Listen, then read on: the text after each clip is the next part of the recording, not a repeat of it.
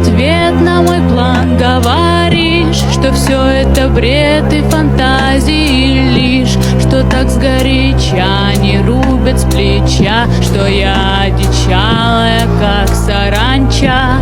Они люди близкие, как ни крути, и я не смогу на такое пойти.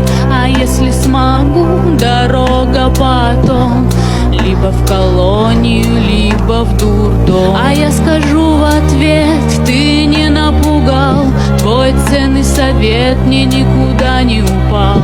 И вообще тебя нет, ты выдуман мной, и все, что ты скажешь, фактически ноль. Все эти слова придумала я, мечтая одна, застыв у окна. А в этом окне качается ель, кончается день, дичает апрель.